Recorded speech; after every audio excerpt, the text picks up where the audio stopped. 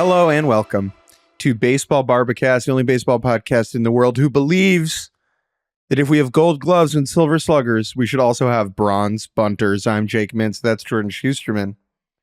And let's use all the medals. We should have palladium pitchers too. Dude, I'm sure multiple members of the Cleveland Guardians would be in favor of more bunting awards, whether that's Brian Rocchio or Andres Jimenez. I know Jimenez just got another gold glove, so I'm not sure how desperate he is for additional hardware involving his bunting, but I support it. I definitely support it. It is Wednesday.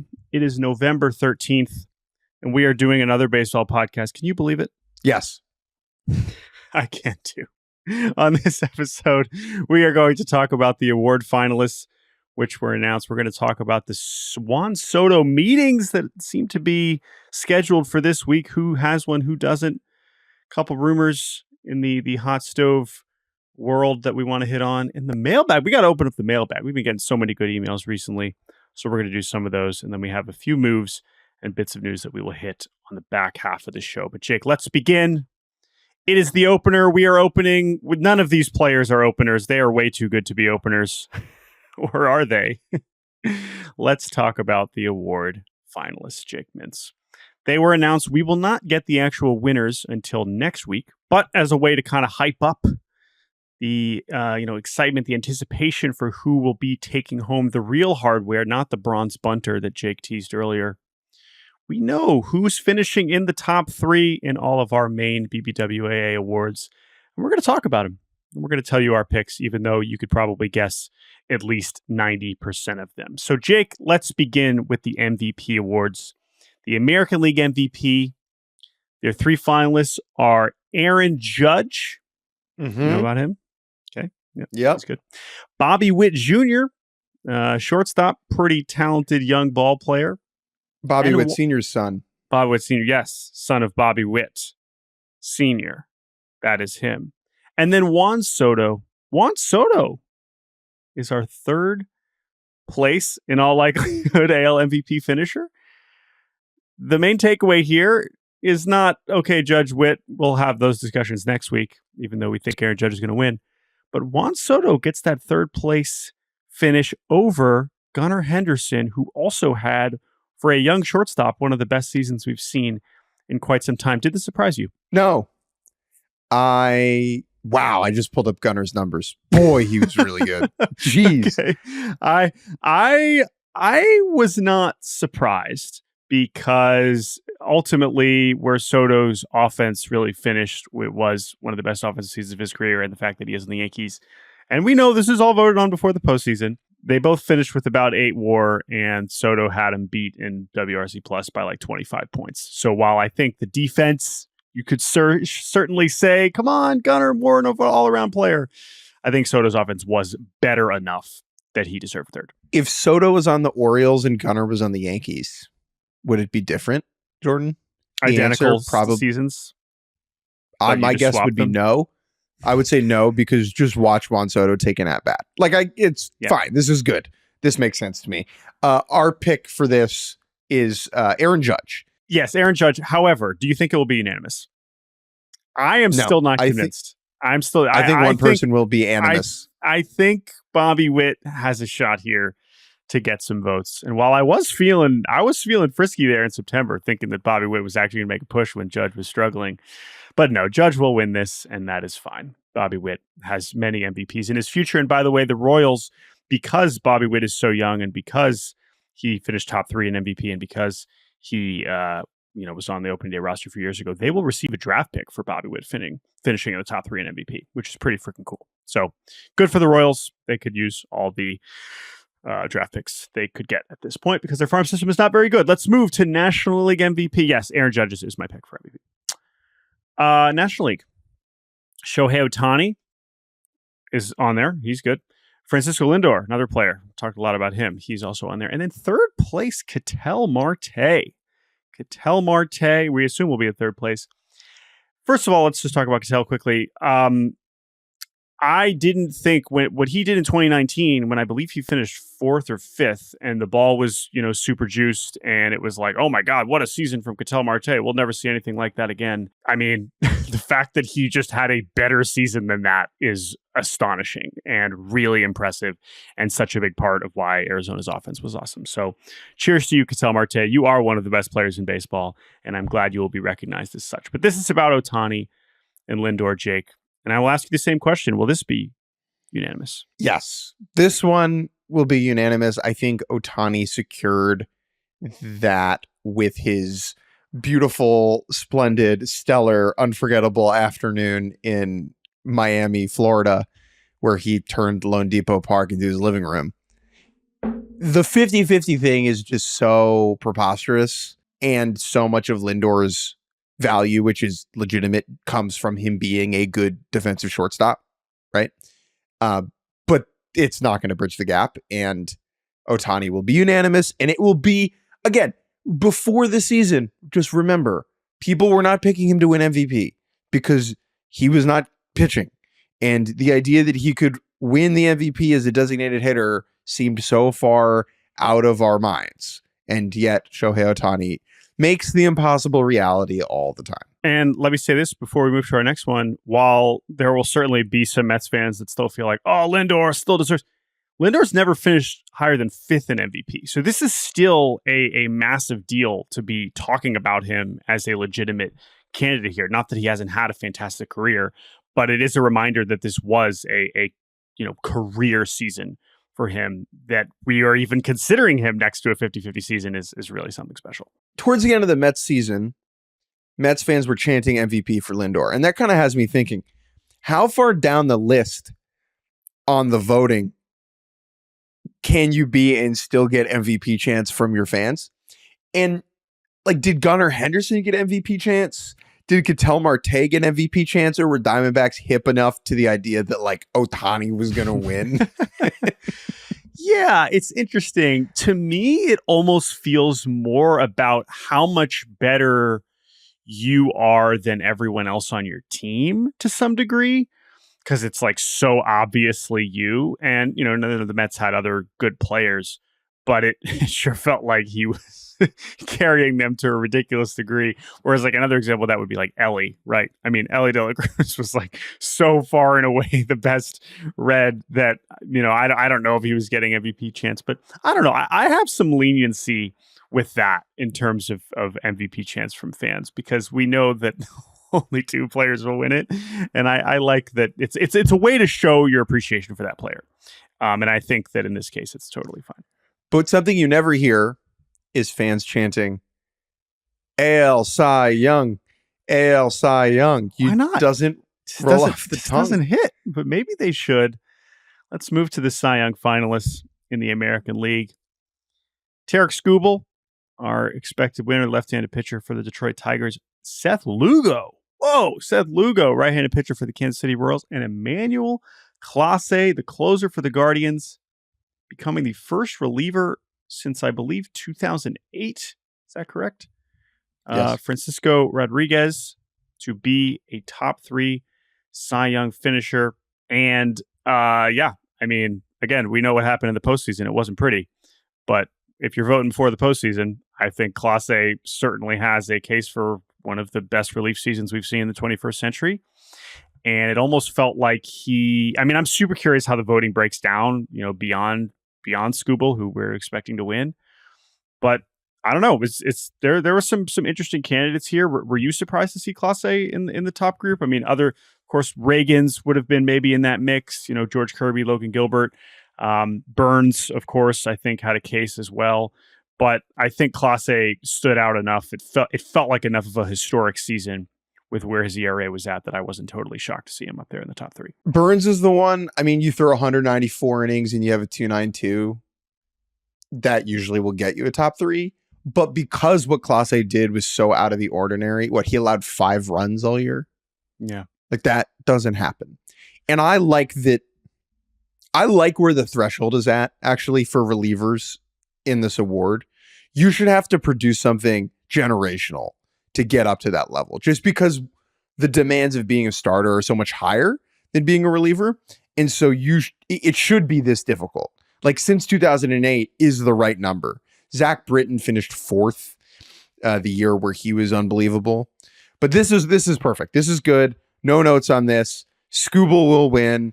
What a freaking season from him. We'll talk about him a lot more next week. He would be my vote, Scooble, and I'm sure he would be your vote, and I think he will win this unanimously. Agreed. Pop quiz. How many top 3 finishes did Mariano Rivera have as 0? Cy Young? That is wrong. He had 4.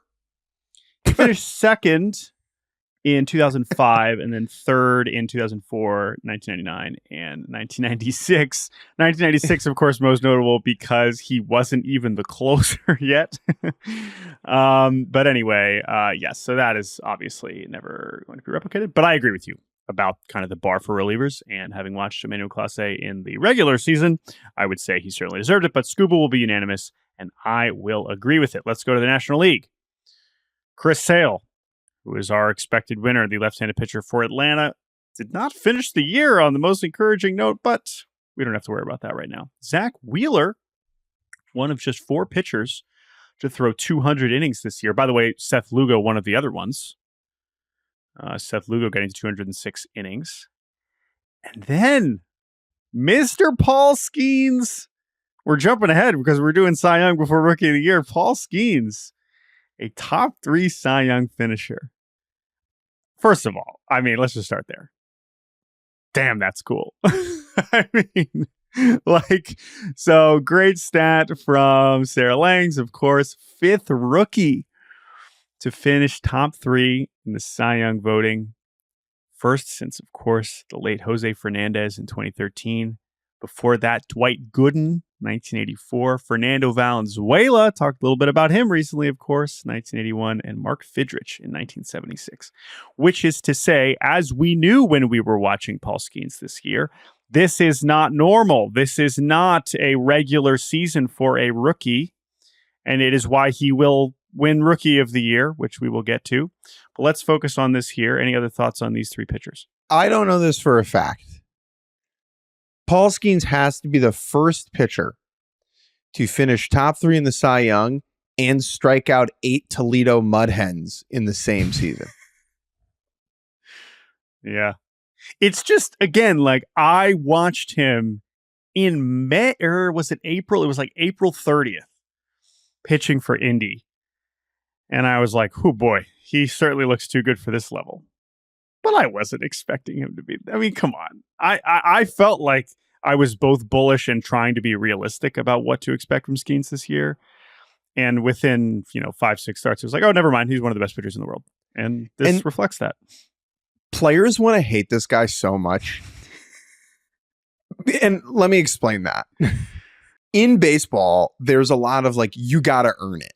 And veteran players hate hype, right? They roll their eyes at MLB.com putting like Jackson Holiday on the front page. And Skenes getting all this buzz before accomplishing anything rubbed a lot of people the wrong way. Now, like some of that is definitely jealousy, sure. But a lot of that is natural and expected and unsurprising. And like when he starts the All-Star game as a rookie, there are all these people rolling their eyes and being like, it should have been Chris Sale. It should have been, Ranger Suarez or whatever. But then you look at the body of work and you look at what he accomplished this year. And it's a no-brainer. He had a 1.96 ERA and 133 innings with 170 strikeouts. He is straight up one of the best 5 to 10 pitchers on planet Earth. Like, not even a question. And I think people now understand that within the game. And the attitude towards Skenes has kind of gone all the way around. I mean, you were around him when he was in AAA and like, it's like, oh, who does this guy think he is? Oh, well, he thinks he's Paul Skenes. Like he thinks he's like generational. And guess what? He is. So Skenes finishing top 3 makes sense. I'm all about it. Then the other thing with this award that I find interesting, every fiber in my body wants to pick Zack Wheeler over Chris Sale because Zack Wheeler got screwed in 2021. He should have won the Cy Young.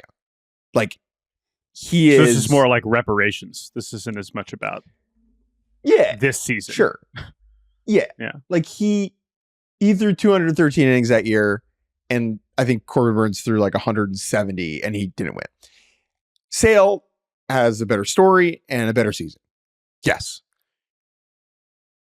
Wheeler threw 23 more innings. Now, I know that's not a huge gap, but to me, that bulk and that consistency should matter. And in an era where 4 pitchers got to 200 innings, he literally was at 200 exactly. I just think that should matter. That being said, if I had to pick, I would pick Chris Sale. Yeah, it felt like the Chris Sale, coronation. Not that he needed to prove anything, but the fact that we're going to talk about more Sale next week when he wins, so I don't really want to go too deep onto it. So I'll just save that for next week. The last thing I'll just say about Skenes as we now go to, our Rookie of the Year awards. And let's just do NL Rookie of the Year now also. So Skenes, like the hype at the beginning was so ridiculous. He has those amazing starts. It feels like the start at the All-Star game is like this crescendo. And then after the fact, especially as the Pirates are just like spiraling out of relevance and are just kind of a joke.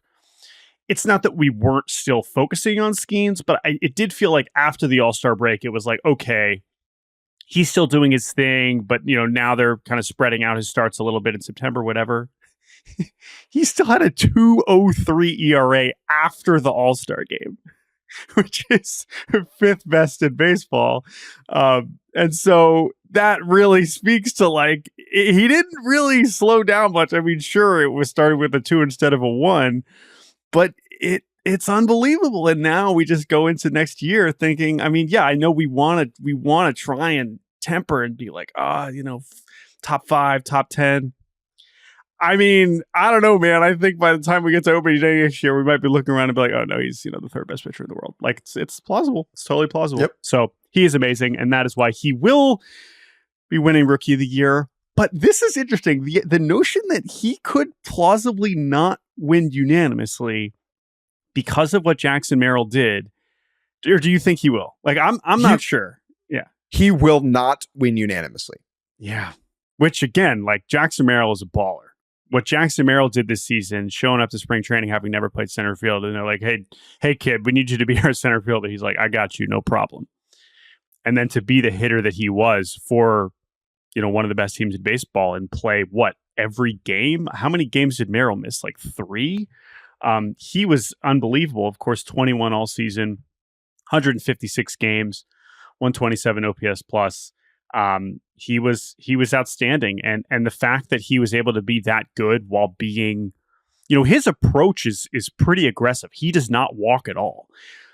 That kind of approach and aggressive mentality as a 21-year-old normally gets exploited a lot more than it was. And I think that speaks to how talented he is, that he was still able to hit 292 while swinging all the time and barely drawing any walks.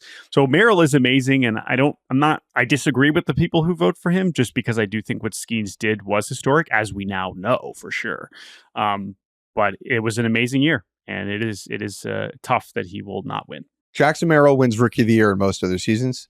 Paul Skenes just posted the lowest ERA by a rookie pitcher with at least 20 starts since 1960. Okay? Like, that's it. Sorry. To Padres fans, Merrill's amazing, deserves celebration. That's great. What Skenes did was historic and generational, and he will. Also, as I always say to fans about awards, it's like, he's still on your team. He doesn't get taken away from you because he didn't win the award. Like, you get to keep enjoying him. Not true with Soto and AL MVP, maybe. All right, let's move on to AL Rookie of the Year, which is the only one where we don't know what's going to happen. Yes. Colton Cowser, outfielder for the Baltimore Orioles. Luis Gil, starting pitcher for the New York Yankees.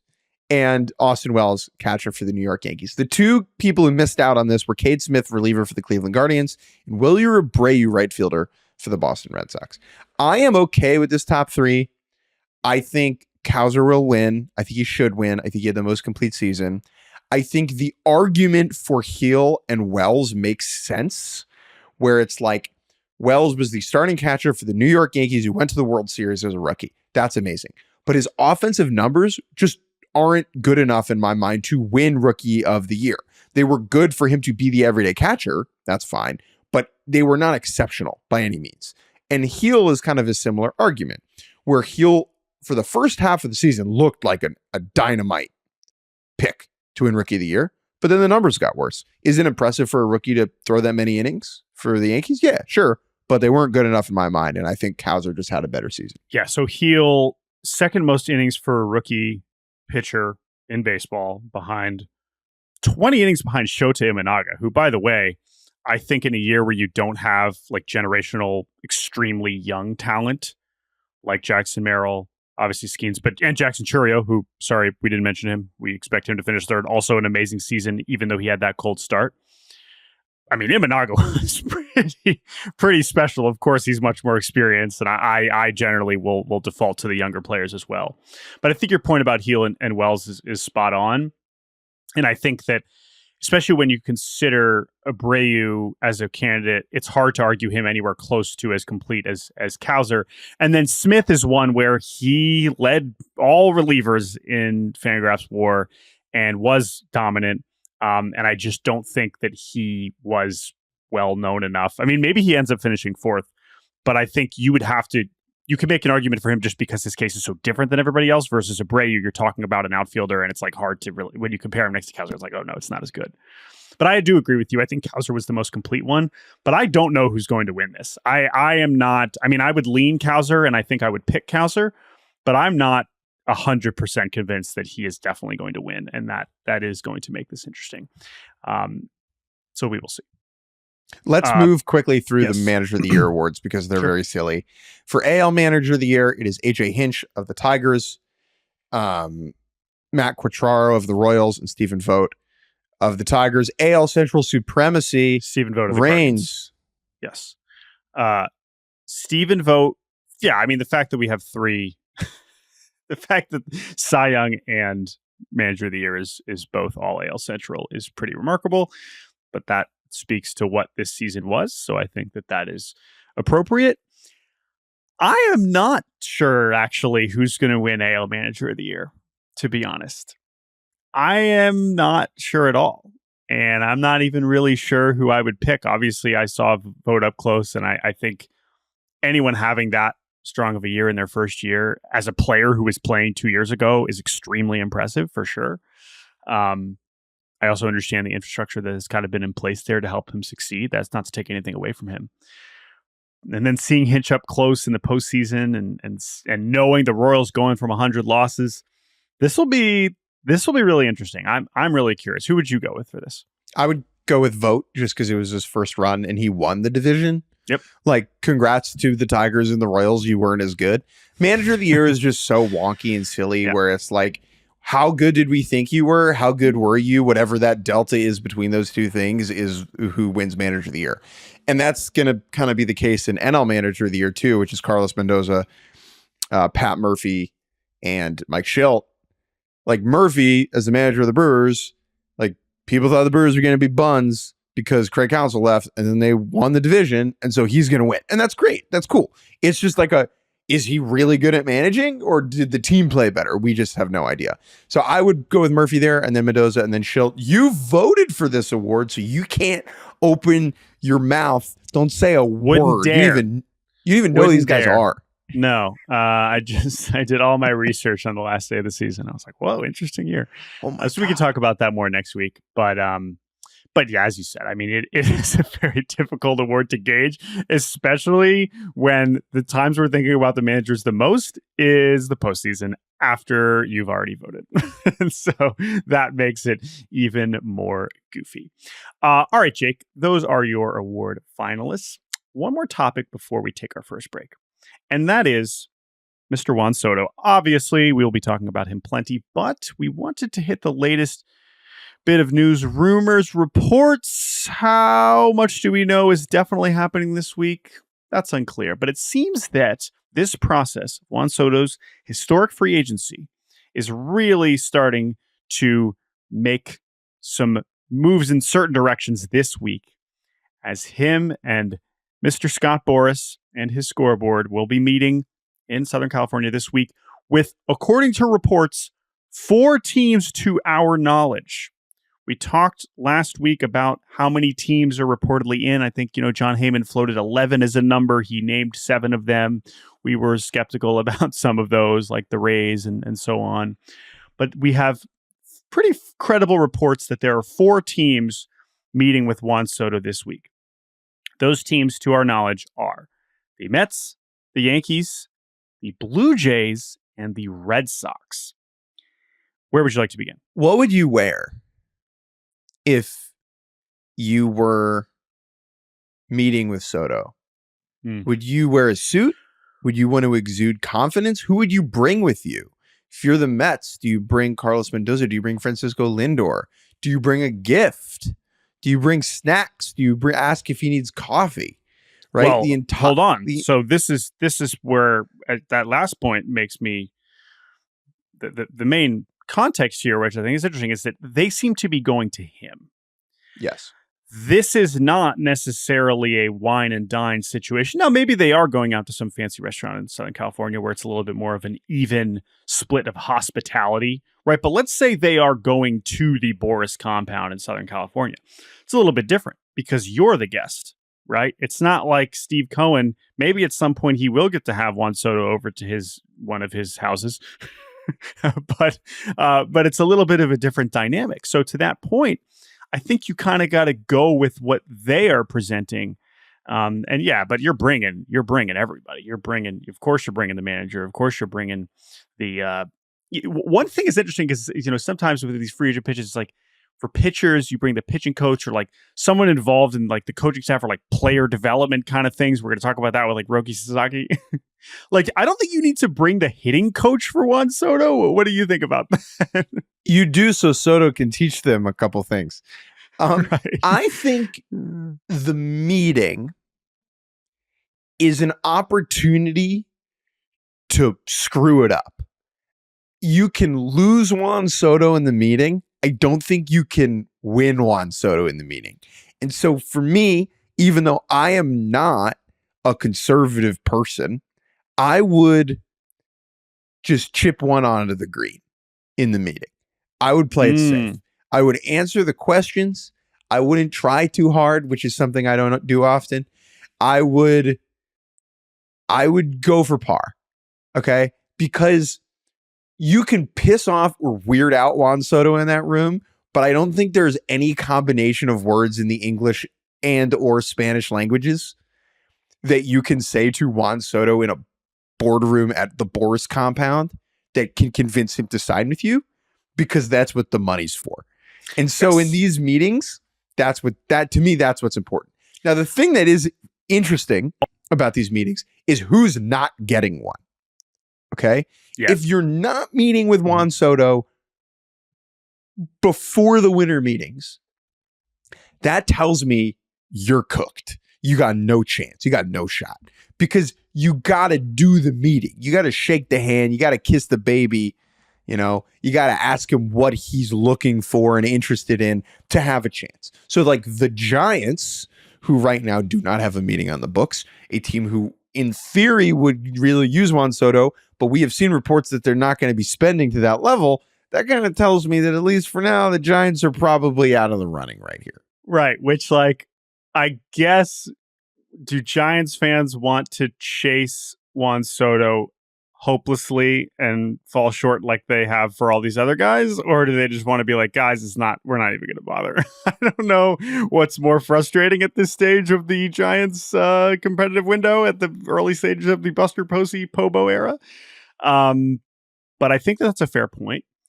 The Dodgers are a team that we do not know if they have a meeting or not. However, in Jeff Passan's offseason preview, he suggested that the Dodgers will not chase Soto, but rather they will be opportunistic. And if for some reason he's not getting what he wants, maybe they swoop in and be like, all right, yeah, fine. Here's a short-term deal with like a 70 million AAV or something. Now, remember, that is kind of how they ended up with Freddie Freeman.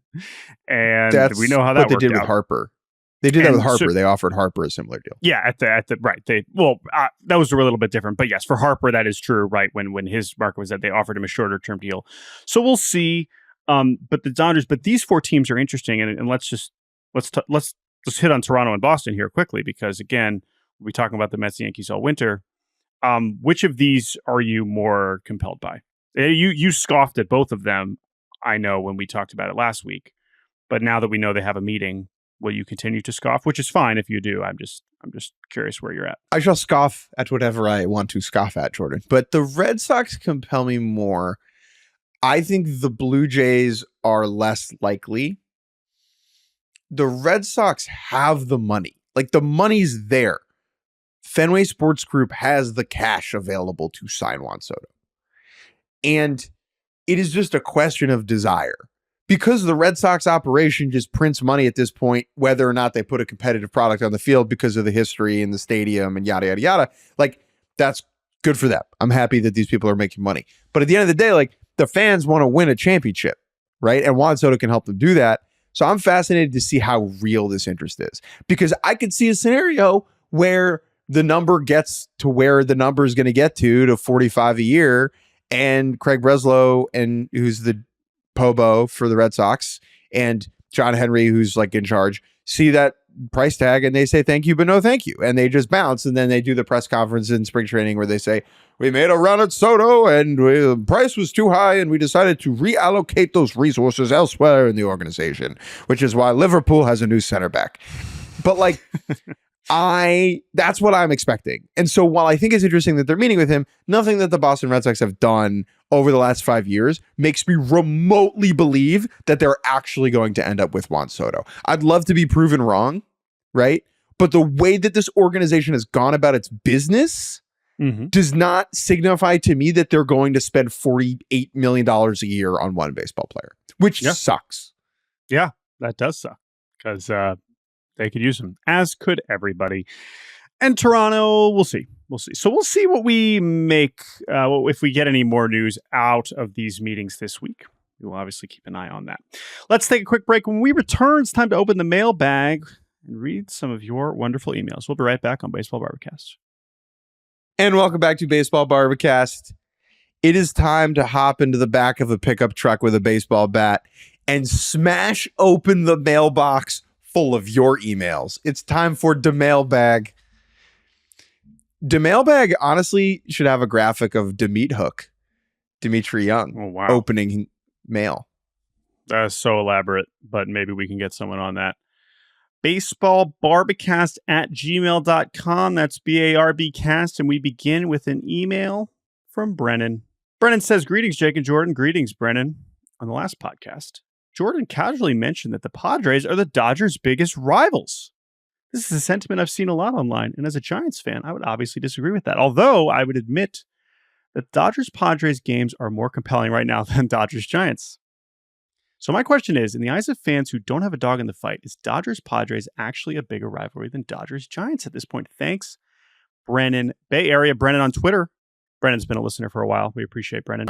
This is a great question. And by the way, when I said that on the show, I immediately was like, oh, I said that really easily. Is that true? It does feel like the second that the 2021 postseason concluded, that was it for us caring about Dodgers Giants. Right? 2021 was a singular, that wasn't that long ago. We were talking about the Dodgers and Giants that entire season. But since then, mostly more so because of the Giants than the Dodgers, we have stopped as neutrals, which he's asking, right? Eyes of fans and people who don't have a dog in the fight. I am not compelled by Dodgers Giants at this stage at the end of 2024 going into 2025. So that's how I feel. But I am curious about that. I would also love to hear from Dodgers fans who maybe still feel strongly towards the Giants versus the Padres. But what do you think about this? It's a question of what have you done for me lately? And what the Giants have done for me lately is win 79 games a year. And so I don't really give a crap who they're playing, because the teams have been uninspiring, boring, and listless. And when they play the Dodgers, to me, it's like there's no rivalry because there's no heft. There's no, what could this mean for the course of the season?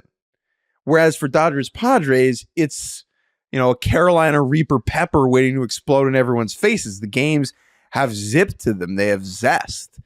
And there's just, I think it just says a lot more about the Giants. Now, look, based upon the history of these two franchises, obviously Dodgers Giants has so much more to it. But the Giants don't matter right now. They don't, to the same extent that the Padres matter. And if we're talking about the big picture perception of these rivalries within the mind of a neutral fan, Dodgers Giants, just who cares? I want to watch Jurickson Profar get yelled at by a bunch of strangers. Yeah, and I think that the way that the Dodgers have openly talked about how they view the Padres in both, coming off this World Series, where they all say like, yeah, like once we beat the Padres, it was smooth sailing from there because we knew that was the best team. And some of the moments, of course, even during the regular season and how much we look forward to those regular season matchups. But the Dodgers have just dominated the Giants in the regular season. They went 15-4 against the Giants in 2022, 7-6 in 2023. And then I think it was lopsided again this year in the regular season. But to your point, the Giants have just floated in this level of mediocrity where, and especially, honestly, with just like the players involved, like who on the Giants roster am I getting excited? And you could arguably say this about just the team in general, regardless of how it relates to the Dodgers. But, and I'm sorry, Brennan, you're a Giants fan, so correct me if I'm wrong, but like that as far as this is a narrative and this them versus them, who am I looking at on the Giants and being like, oh yeah, like they're a big part of this? It's Logan Webb, yeah, but he's not pitching every time they play, and he can only impact it so much. Obviously, he played a big role in that when they played each other in 2021. Of course, that was what he did in that series is unbelievable. But as far as just regular relevance when they're playing however many times a year, it's just not the same. Our next email is from Ryan. It is about Roki Sasaki. Ryan says, hello, Barbie casters. Hello, Ryan. Is there any written rule explicitly preventing a team from signing Roki after he is posted and then signing him to an extension? I can't find anything that says teams are not allowed to sign a player to an extension after signing them as an international bonus pool player. The White Sox extended Luis Robert before he even played in the big leagues. How long would a team have to wait to extend him on basically what he would have gotten if he had been an unrestricted free agent? Thanks, Ryan. So here's the deal. There is no written rule, is my understanding.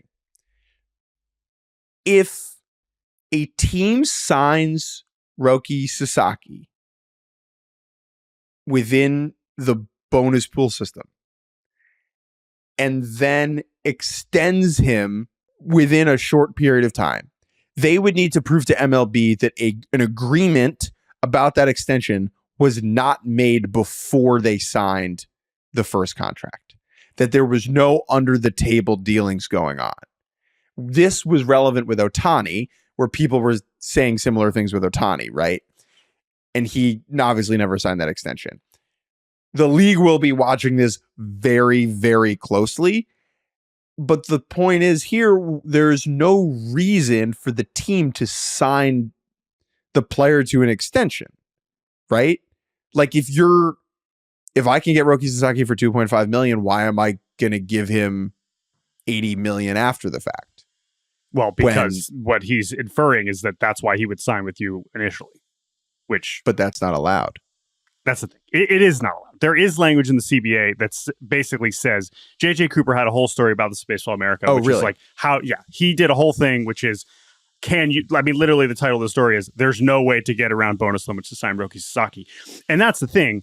The language does not say you cannot sign an extension. Like it doesn't lay it out that explicitly, but there is like, you cannot promise a player beforehand to agree to a major league contract for a minor league contract that he's going to get, which is to say, you mentioned it as, you'd have to prove it. Like the risk here would be so substantial and not worth it because of what you just described, which is that you're already getting him on a minor league contract for 5-6 years, that the penalties would be so severe and people would be fired. And people again, this happened to the Braves to a degree in a slightly different form. And they obviously felt that for a while. So it's just not going to happen. It's just not worth the risk. And because of this unique situation, MLB is going to be looking at this ridiculously closely. So I admire the creativity and understand that, yes, of course, MLB teams are always looking at loopholes. I do not think this is a situation where that will be relevant. What if I bought Roki Sasaki's mom a new pickup truck and didn't tell anyone? Maybe that would work. Our next email is from Charlie, and it is about Kyle Hendricks.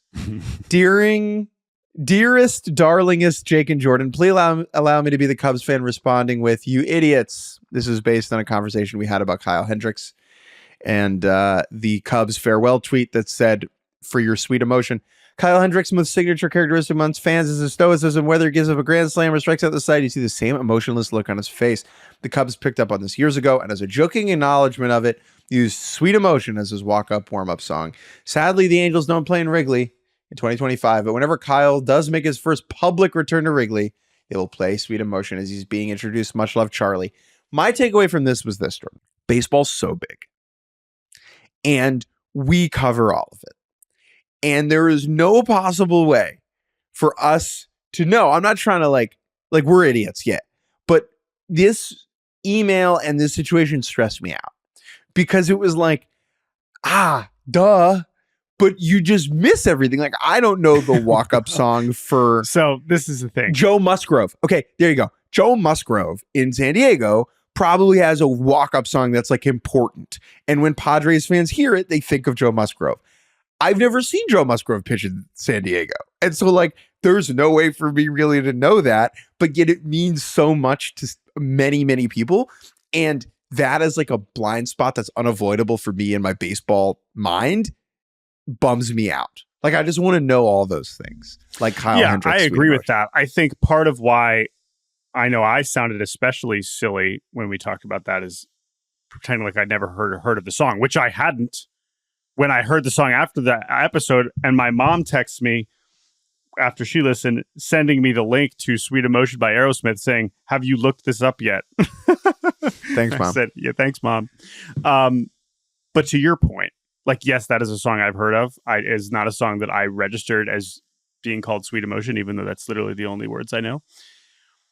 But to your point, Jake, it is the stuff in the ballpark that means so much to the people that go to Wrigley all the time that doesn't necessarily translate on television in the same way.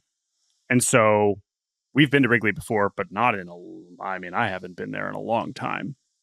And so that's a great example that I'm sure there's a million examples of that, whether it's walk-up music, whether it's something in the ballpark pregame, something fan-player interaction that is so obvious to somebody like Charlie. And I appreciate being educated on that, but I agree with you. It is a little overwhelming because it's like, how was I supposed to know that? So anyway, but we deserve to be dunked on for that. No question about it. Our next email comes from Joe. At the end of Monday's episode, Jake asked one dumb question courtesy of his sister. He asked, what if the batter and pitcher were on the same team? That was the question, right? How would that work? I responded at the time. I said, that's the home run derby. You're pitching to them and you want them to hit it as far as they can. And then I also said, when would you, what would the strategy be if the defenders were still playing defense, but the pitcher was on the side of the batter? And this is what Joe gets at. Joe says, hello, boys. This is Joe, fan since about 2013.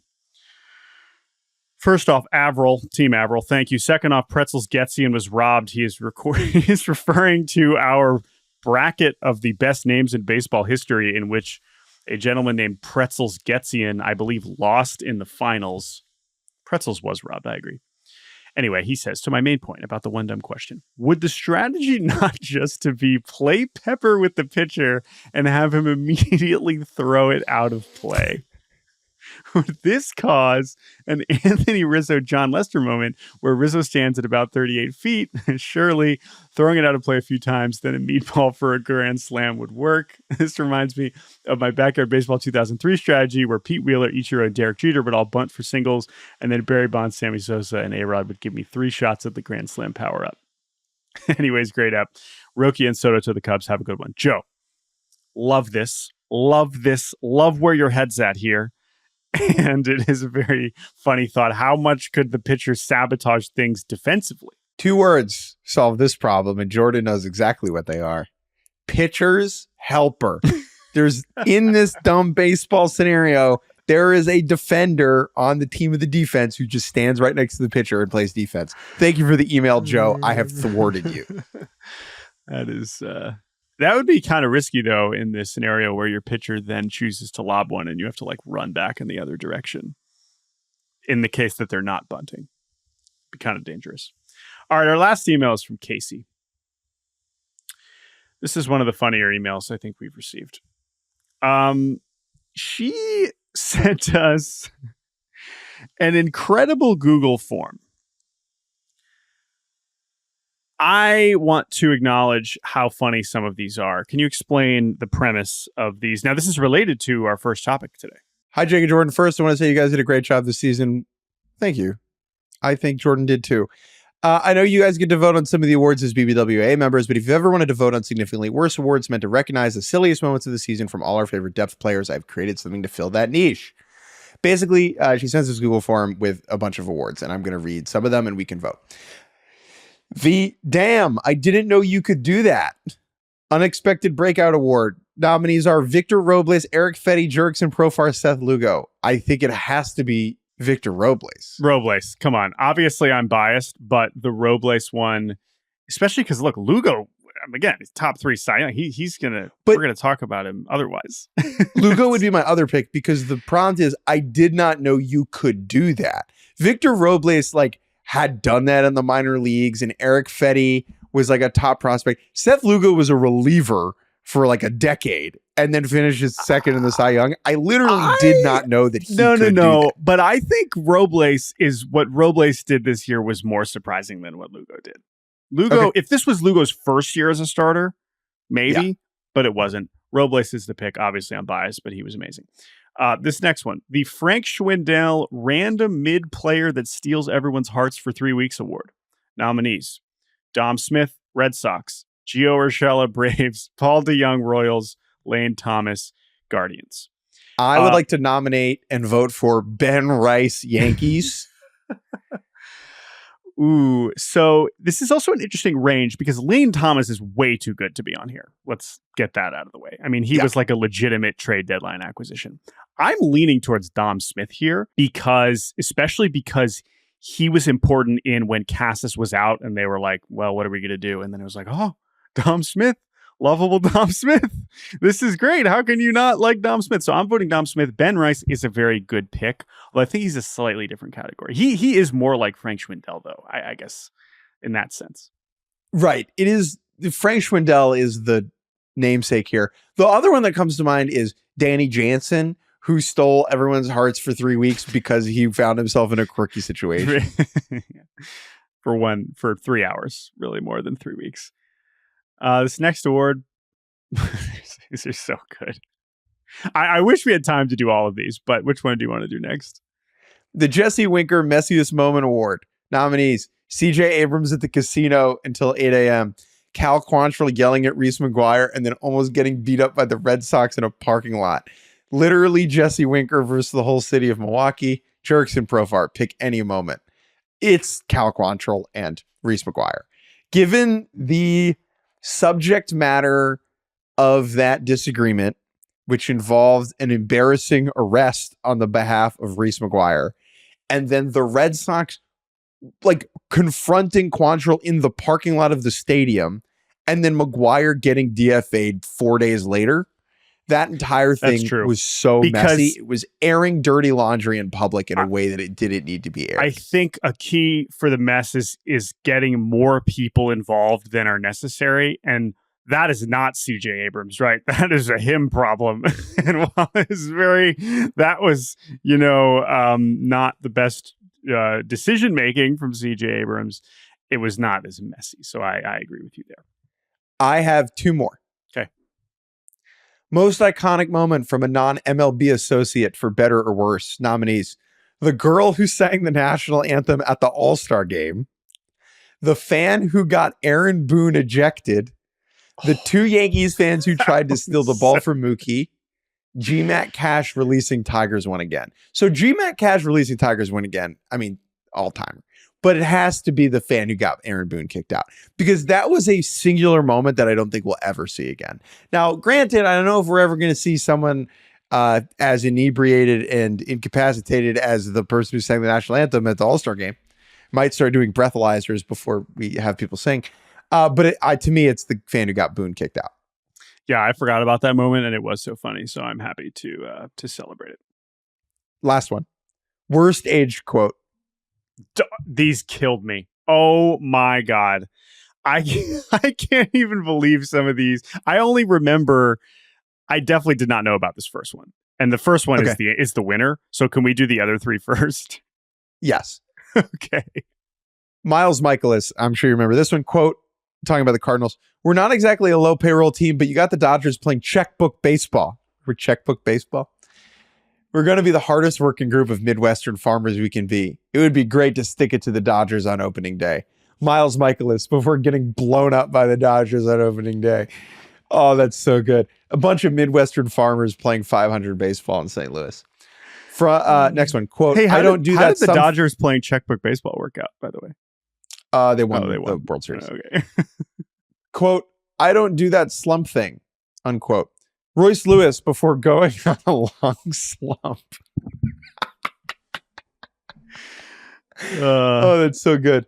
And then there's a very funny long one from John Schneider that I'm not going to read the whole one. But the funniest one on here and the winner of this award for worst age quote is, quote, 0.0% after turning over a roster the way we've turned it over and new front office members and new coaches and the new vibe and energy and the work that was done in the offseason. It's good. It's good to hang up on the wall. Pedro Grifol in February on the White Sox 0.0 chance to make the playoffs. This is when they posted the Fangraphs thing like on the wall in the clubhouse in spring training. 0.0 chance that Pedro Grifol is still the manager of the Chicago White Sox.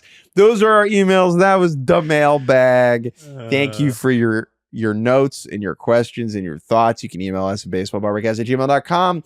Let's take one last break. And when we return, Jordan's going to explain something to me like I'm 5.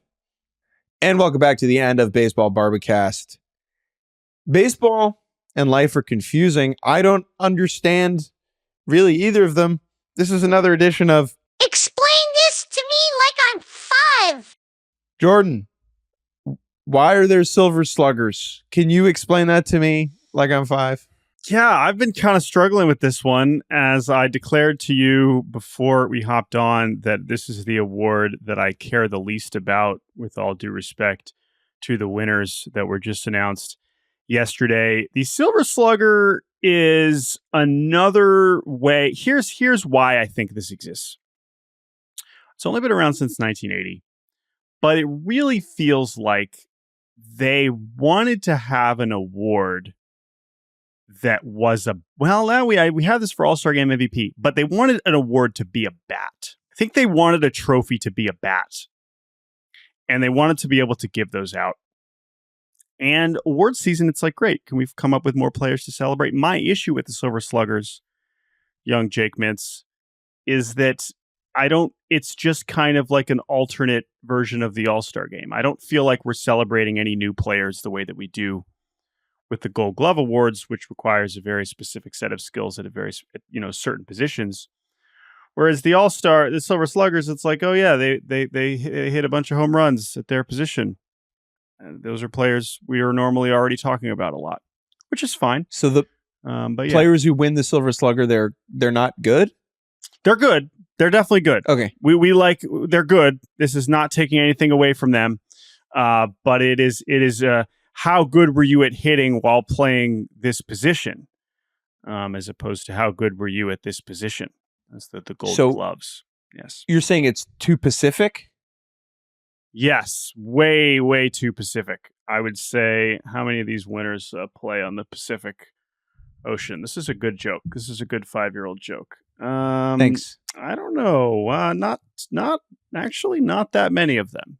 Not very many of them were Pacific. So I guess Manny Machado, that's a Pacific winner. But yeah, I don't know. It's just not for me. It's not for me. So you know what I would say? I would say, young Jake, don't worry about it. There are more important things in life than the Silver Sluggers, and I'd rather you focus on learning what those mean. Like what? Like the Heart and Hustle Award, which I believe will be announced at some point here soon. I know teams have been kind of putting out their last push for their player, their nominees to earn the Heart and Hustle Award. That is really the only award that I think that you should be caring about, because that's something that you can really strive for in a way that I don't envision a Silver Slugger in your future. Thank you so much. This has been explain this to me like I'm 5. Very quickly, explaining the Heart and Hustle Award thing. Yesterday, I was talking to someone about, my unborn child's baseball career, and they really zinged me with the line, "Your kid will be a second baseman," which is so true and rude at the same time, and it really hit deep. Let's throw it into turbo mode and talk about a couple of news and notes and nuggets and moves that have happened so far this week. I want to begin with the Angels signing Travis d'Arnaud, catcher. 2 years, $12 million. d'Arnaud's $8 million option was not picked up by the Atlanta Braves. d'Arnaud was a really key member of that team for a long time. And even though he's a 36-year-old catcher, he's still pretty good, all things considered, and is a veteran presence. And I was surprised that the Braves didn't pick up his option, and is a good reminder that Alex Anthopoulos, who runs the Braves, is going to make the decisions that he thinks are best for the ball club, which is saying emotionless at times. That's not necessarily a critique, but that is just how he operates. d'Arnaud going to the Angels confused me at first, but then it actually makes a lot of sense. Manager Ron Washington was with him in Atlanta. Perry Minasian, the GM of the Angels, was in Atlanta as well. d'Arnaud is from the area. He can be the backup to Logan O'Hoppe. He gets to hang out with Sal Fasano, who is the catching coach in Atlanta and is now going to be a pitching coach in Anaheim. So good for Travis d'Arnaud. 2 years, $12 million. One of my favorite people in baseball. Gets to keep playing. Yeah, I think O'Hoppe was very tired and injured by the end of last season. He could use a bit of a breather there. And for d'Arnaud to get a 2-year guaranteed deal at age 36 as a catcher is that's probably why he was like, oh yeah, no, I will sign that right now. I don't need to wait around for anything better than that. So good for him. And I don't think this says, I think O'Hoppe's still the guy, and d'Arnaud will be a worthwhile backup. So I think it makes a lot of sense. Does this put the Angels over the top? No. Many more moves. Many more moves to come, but they keep making moves, which is why I'm wearing their hat. I appreciate them making moves. Couple pitching, we mentioned Sal Fasano, former catching coach, joining the Angels coaching staff. The Diamondbacks hired Brian Kaplan as their pitching coach. I don't have anything to say about Brian Kaplan, who they hired from the Phillies. I completely missed that they had fired Brent Strom. This happened, I believe, on October 3rd, so it makes sense as to why I missed it, because we were focused on other things at that point. However, that's a big deal, because Brent Strom is, of course, one of the more respected pitching minds in the game. I don't know if he's obviously one of also the older pitching coaches in the game. I don't know if he's still considering joining a staff at some point this winter. We also know that the Diamondbacks didn't make the postseason because they were not pitching well enough by the end, right? They were scoring more runs than everybody, and they were not preventing enough runs. Was that Brent Strom's fault? Probably not. But it is interesting that after a year ago, it was like, oh my gosh, look at Brent Strom guiding this staff with a lot of the same players, through the postseason. I know Jordan Montgomery and Erod weren't involved, but still a lot of these same guys.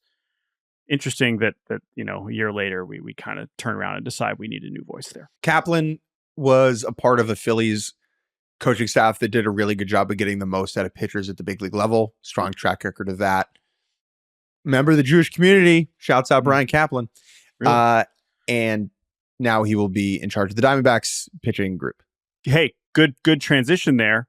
Who was Brent Strom's one of his big, oh man, Brent Strom worked with this guy, and then watch out, now he's one of the best pitchers in baseball. Charlie Morton. Charlie Not Morton Jewish. in Houston, not Jewish, I don't believe. But Charlie Morton is still pitching, apparently, according to Jeff Passan. Charlie Morton will be pitching again. He threw a bunch of innings for the Braves in 2024. Will he throw a bunch of innings for the Braves again in 2025? Is that the expectation? Is that your expectation? This would be his 5th year in Atlanta. He just turned 41 yesterday. So he would be, of course, the oldest pitcher, or I guess him and Verlander, the oldest pitchers in the big leagues. I mean, he was fine. I thought he was done just because he's been talking about retiring for the last 3 years, but I don't know. He's still useful, but it seems like if he's going to limit his market to only Atlanta, then I don't know if that makes it more or less likely that he's definitely going to come back. I have no idea what to think about Charlie Morton. At this point, he cannot start a playoff game for you, but he threw 165 innings of average baseball. There's a whole As a 4-year-old. whole lot of value in that. People like Charlie. He's a fascinating cat. I like that dude. Like, sure. Do the Braves. Here's the thing. The Braves just didn't want to pay him $20 million again. If they're not going to pay Travis d'Arnaud 8, they're definitely not going to want to play Charlie Morton 20. No, but they didn't. I mean, of course not. I mean, that was just what his contract was. But I don't know. It's just interesting, when we compare him to the other 40, we're talking about Scherzer and talking about Verlander, who have obviously just been breaking down very slowly. The fact that Charlie Morton has basically not missed a start in 7 years. I mean, he's I guess he only threw nine starts in 2020, but 30 starts in every other full season since 2018 is astonishing, and probably a very short list of pitchers that have done that. So he clearly still has something to offer. Whether that will be in Atlanta again remains to be seen. Anything else on here that you feel like we absolutely need to acknowledge? Otherwise, I think we can say goodbye. I have nothing else to talk about in regards to baseball. We know that's not true, but we will cut it off here. Thank you so much for listening. Thank you to producer Andrew Hartz, as always, for making this episode possible. You can email us at baseballbarbacast@gmail.com, and perhaps we will open up the mailbag again at some point in the future. But until then, we have the qualifying offer deadline is tomorrow, so we will have some news probably around that on Friday's show. But until then, everybody, thank you all for listening. We'll talk to you all very soon. Bye-bye.